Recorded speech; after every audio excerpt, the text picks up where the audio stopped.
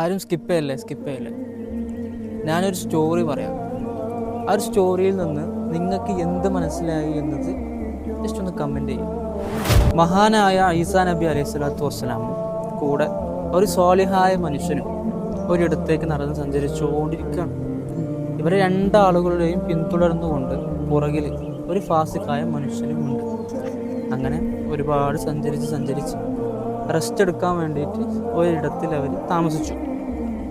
ആ സമയത്ത് ഫാസിഖായ മനുഷ്യന് അള്ളാഹുവിനോട് ദുആ ചെയ്യുകയാണ്. അള്ളാഹുവേ, എനിക്കിനി പുറത്തു കൊണ്ട റബ്ബേ എന്ന് അവർ ദുആ ചെയ്യും. ഇത് കേട്ട സ്വാലിഹായ മനുഷ്യന് അള്ളാഹുവിനോട് പ്രാർത്ഥിക്കുകയാണ്. അള്ളാഹുവേ, അവൻ്റെ കൂടെ എന്നെ നീ ഉൾപ്പെടുത്തല്ലേ എന്ന് പറഞ്ഞ് ദുആ ചെയ്യണം. അപ്പോൾ അള്ളാഹു സുബ്ഹാനഹു വ തആല ഈസാ നബി അലൈഹി സ്വലാത്തു വസ്സലാമിന് വഹി എത്തിച്ചു കൊടുക്കുകയാണ്. ഇവരുടെ രണ്ടാളുകളുടെയും ദുആ അള്ളാഹു സ്വീകരിച്ചിട്ടുണ്ട്. ഫാസിഖായ മനുഷ്യന് ദുആ ചെയ്തത് എനിക്ക് നീ പുറത്തു കൊണ്ട റബ്ബേ എന്ന് പറഞ്ഞിട്ടാണ് ദുആ ചെയ്തത്. ഫാസിഖായ മനുഷ്യന് പുറത്തു കൊടുത്ത് സ്വർഗത്തിലേക്ക് പ്രവേശിപ്പിച്ചു.